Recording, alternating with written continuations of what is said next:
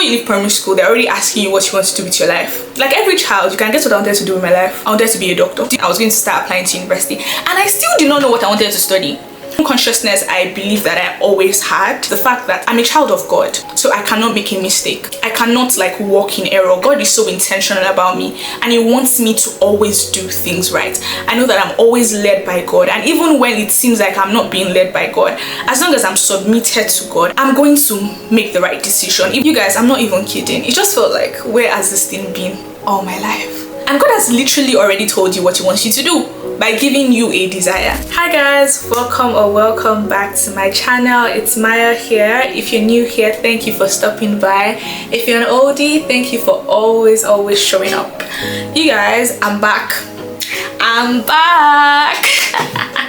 Oh my god, with the way I look, you guys should know that I actually mean business this time. Like with the hair, with the makeup, with the top, like this is not black, this is not gray, this is giving color. Like you guys should know that this time I mean business. I've missed you guys so much, honestly, and because I've missed you so much, I decided to do a story time. And you know, personally I love story times because I feel like story times give intimate. They give like, you know, you're in my space, you know me, I know you, we're friends. Like it's not just YouTube, it's more than YouTube. We're actually like buddies, we're tired. So I'm going to be doing a story time today, and grab your popcorn, grab your drinks, grab your tea, grab every single thing grabbable. I have my drink here, yeah, because it's that serious. So grab your drink, grab everything grabbable, and sit down. Let's have a good time, you know, let's talk. I don't know how we do it. You guys should comment, you know, as I talk. Like if there's anything that, you know, you want to respond to, just let me know in the comments, and I'm always reading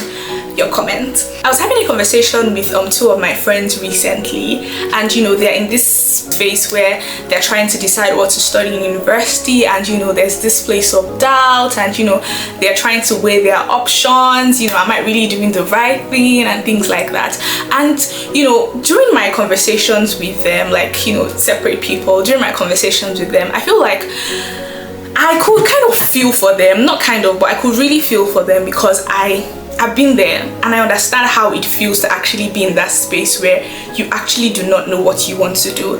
And I'm just going to be talking about my own story, and I really hope you're able to learn one or two things from this story. And if you're not able to learn anything, one thing that I actually want you to take away from this story time is the fact that God is very intentional about you. And God's intentionality about you did not start when he gave your life to Christ. And you know, God's intentionality about you is not determined by what you have done or what you have not done. It's just the fact that it is his nature. God is a very intentional Father. He's carefully mindful of you, and he has carefully woven every single part of your life. And the intentionality about you started the moment he thought about you, the moment he formed you in your mother's womb. So you know, I want that to be highlighted to you, because this story is not to make you guys feel like, oh, I'm God's favorite, or you know, I have my whole life figured out. Because no, I don't have my life figured out. I wish I had my life figured out, but I don't have my life figured out. But I can tell you that to an extent I'm moving with direction. And yeah, I just really hope the story time you're able to learn something from it. Yes, you must learn something. If you don't learn something, watch it again, you will learn something. So for a bit of context, most of you know that I'm Nigerian. I was born and raised in Nigeria, but for those of you that don't know, I'm actually Nigerian, and I moved to the UK in like when I was 16, basically, like after secondary school. So I was formed in Nigeria, like formed totally in Nigeria. And if you know the Nigerian culture, Nigerians do things with so much pressure. Like, let me tell you something, we put so much pressure on ourselves, and that means that by 10 years old, like before you leave primary school, they're already asking you what you want to do with your life.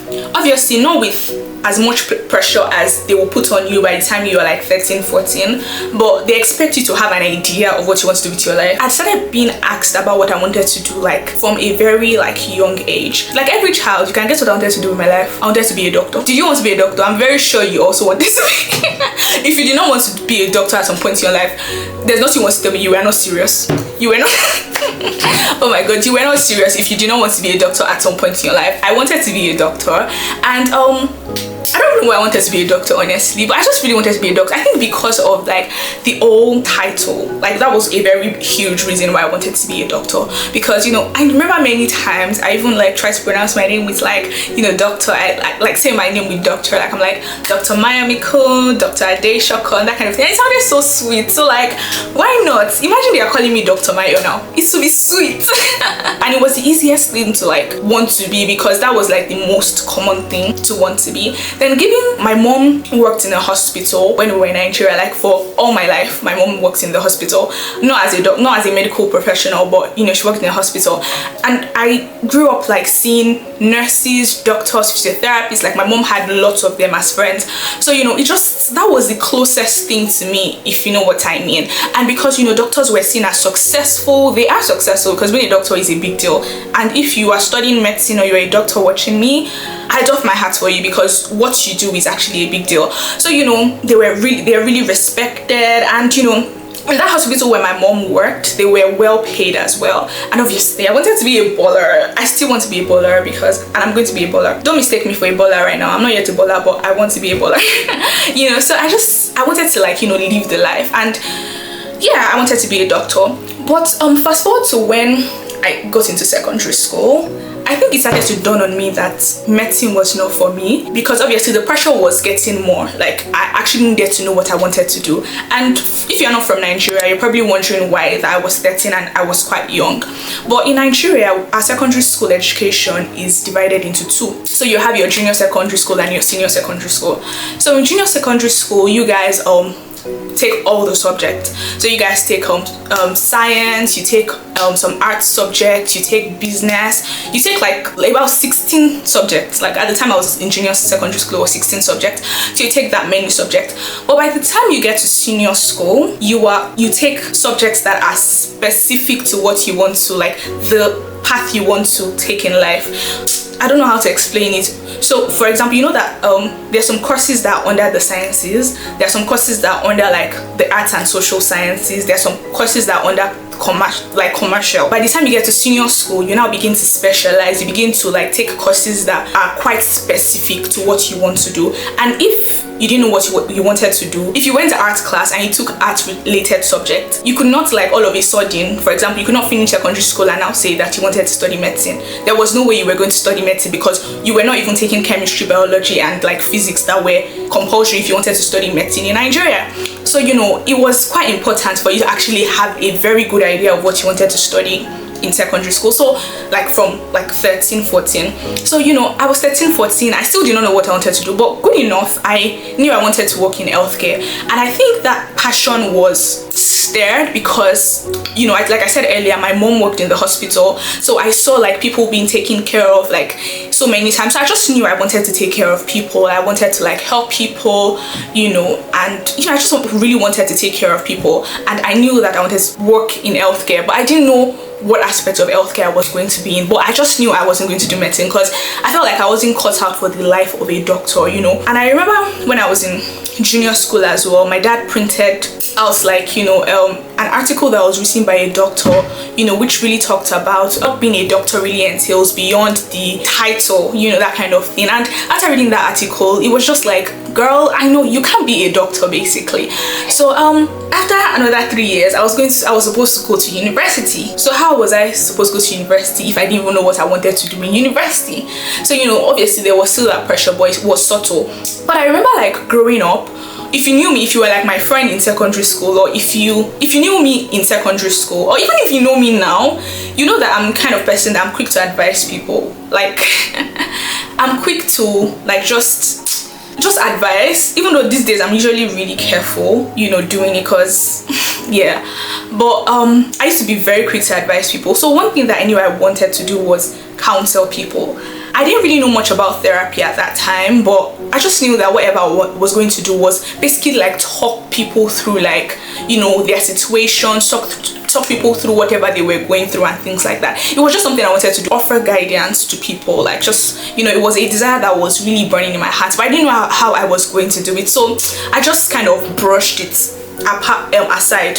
I remember, you know, when I was in senior secondary school. That was when I was like 14. Some girls were going through like stuff, and they came to, I think, me and my friends, and they were just talking about it. And I remember going home that day and telling my mom that I just really wanted to like start this in my secondary school, where I was going to like have people come to me and share their problems with me, and I was going to like, you know, advise them and just be there for them and things like that. And my mom was like, you know, I should pray about it. But obviously at that time I was not Christian, so I didn't pray about shishi, but it was just something that was in my heart, and you know, I didn't pay much attention to it. I don't think I paid much attention to it after that day. So you know, moving forward, there was a point I wanted to do physiotherapy, there was a point I wanted to do nutrition and dietetics, but all of those times it didn't feel like what I wanted to do. So fast forward to when I moved to the UK, I started college in the UK. So at that time I had made up my mind I was going to study physiotherapy, but despite like wanting to study physiotherapy, it didn't just feel right.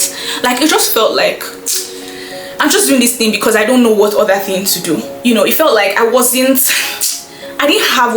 didn't have the attribute of a physiotherapist. I don't know how to explain it, but you know, it just felt like this wasn't it for me, that kind of thing. Personally, one thing I want to chip in here is the fact that personally I don't believe that there's any course you cannot study. I don't believe that there is any place in the world that you cannot thrive.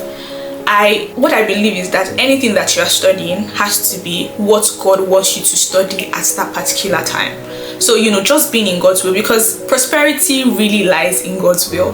Like even if you study medicine, like medicine, I'm saying medicine because medicine is quite prestigious. So even if you study medicine and it's not God's will for your life, you won't thrive. You may make all the money in the world, but you will not thrive, basically. So you know, this man had his reservations about the prospects and things like that, but it made me sit back and just really think, not really about the perspective you ask me, because I've always been this kind of person that I just know that God is going to bless me. God is going to bless me financially, and it doesn't matter what I do. God is going to bless me financially.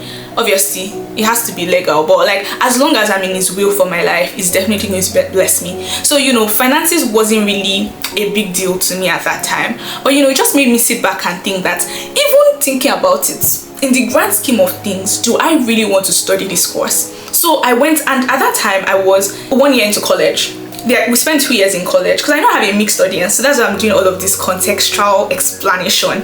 So you know, we spent 2 years in college in the UK. College is A-levels. So you know, I'd spent a year in college, and the following year I was going to begin to apply to university. Basically 2 months in, I was going to start applying to university, and I still did not know what I wanted to study.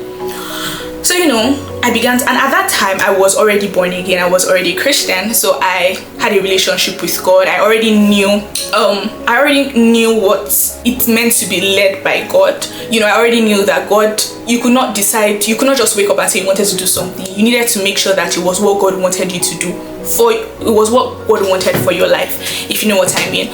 So you know, and throughout that time, one consciousness I believe that I always had, even up till now, I try to always have this consciousness, is the fact that I'm a child of God. So I cannot make a mistake. I cannot like walk in error. God did not design. Obviously, there are times that I may make a mistake due to human error. Like God doesn't push us into mistakes, but God allows it for a reason. So like God, it's not God's desire for me to make a mistake. Like God is so intentional about me, and He wants me to always do things right. I know that I'm always led by God, and even when it seems like I'm not being led by God, as long as I'm submitted to God, I know that, you know, I'm going to make the right decision, even if it's taking long. Let's say, you know, I have 2 years to make a decision, and I just have 2 months left out of the 2 years to actually make that decision. I know that at the end of the day, I'm going to make a right decision. So that was like that was one of the things that actually just gave me assurance, because even through all of that, I wouldn't say I was scared. Like I wasn't scared that, oh my God, you know, I'm going to go to university, I don't know what I want to do. I just knew I was going to know what I wanted to do. But you know, it may have taken time, but I just knew I was going to know what I wanted to do. I remember having a conversation with my mom, you know, telling her I was really confused and I didn't know what I wanted to do. And you know, she talked about a particular career, and I went back, did some research, prayed about it, but it still did not seem like what I wanted to do. So you know, I was having another conversation with my mom. Honestly, shout out to my mom, because she's the real MVP. And one thing I would say is that if you're in this situation where you don't know what you want to do, make use of people around you, especially people that are quite knowledgeable about, like, for example, I knew I wanted to go into healthcare. my mom is in healthcare right now, so you know, she has an idea. She works with different healthcare people in healthcare, so she has an idea of what different people do. So you know, she was a very good person to talk to about what I wanted to do. You know, she could give me like different career options and things like that. So I spoke to her again, and she was like, Mayabikun, have you ever prayed about mental health nursing? So I'm like, mental health nursing. I'd known about mental health nursing. I'd like heard about mental health nursing, like, but it wasn't, I didn't know so much about it, apart from the fact that, okay, it was like mental health, you know, and it was nursing. And all through my knowing I wanted to be in healthcare phase, I never considered nursing, because in my head I'm just like, I cannot do nursing, like it's not for me. Like I don't know what I saw, but it was just something I just never saw myself doing. So you know, I was like, okay, I'm going to pray about it. And I went to pray about it. Okay, I went to do some research and prayerfully did some research. You guys, I'm not even kidding. It just felt like, where has this thing been all my life? Like it just felt like, this is it. Like it just felt like a eureka moment where it just felt right. It felt like, this is home, this is what I've been looking for. And in that moment, one of the things that, apart from the fact that I actually saw myself in all of these things I was reading online about what mental health nurses do, the Lord now began to remind me of that moment when I was 14, when I told my mom that I wanted people to come to me, talk to me about the things they were going through, and I was going to like walk them through like whatever they were going through. And it just began to make sense. That's no wonder. And you know, along the line, I met my mentor, who is also like really my spiritual mom, who is also really interested in like psychology, therapy, counseling and things like that. And it just really made sense why God was so intentional about placing me in the places that he placed me in, about, you know, the desires that he had placed in me. Because one thing that I really wanted to do was to counsel. And one thing I like to say to people is the fact that mental health nursing is not a destination for me, it is a path to another path. It just really made me realize that God is so intentional about us, and it may take time, but we're going to know what we want to do. If you're also like in this situation where you do not know what to do, like I said earlier, make use of the people around you. Ask them, what are my strengths? And it's very important that you are very self-aware. Try to know what are the things that you like, what are the things that you have desires for. And I think it's very important for us to also pay attention to our desires, because many times we ask God that, okay, God, what do I want to do? What do I want to do? And God has literally already told you what he wants you to do by giving you a desire. But because you're not paying attention to that desire, you feel like God has not communicated his plan for you to you, if that makes sense. So you know, it's just important to also like pay attention to your desires, because that desire I had when I was 14 was one of the convictions, apart from like the different other convictions. Even after I started the course, you know, it began to like give me more convictions, and you know, through different situations began to like make me see that, okay, this is me, this is what I want to do, that kind of thing. You know, this is why you want me to do this type of thing, if you know what I mean. And when it was time to write my personal statement to university, it was actually like a breeze. I remember I submitted my personal statement to, like, after submitting it to UCAS, I gave it to like one of my teachers in college to read, and she was so impressed. She was like, this got her glued. Like, she felt like she was reading a story, that kind of thing, like my journey to actually like finding my way to mental health. So it's just really important for you to just know that you will never make a mistake. God is so mindful of you. Is willing to lead you, as long as you are submitted to him and you actually desire to hear his voice. You desire to actually like be in his will for your life. Trust me, God is going to make sure that you stay in his will. You find your way to his will for your life, if that makes sense. I really hope this video did something to you. If you know somebody who is actually like, you know, preparing for university and doesn't know what they want to study, or you know, it's just at any phase in life, at any stage in life where they're actually trying to figure out what they want to do with their life, send this video to them, and trust me, it's going to be very helpful. I hope you really enjoyed watching this video, and I'll see you guys in my next one. Bye guys.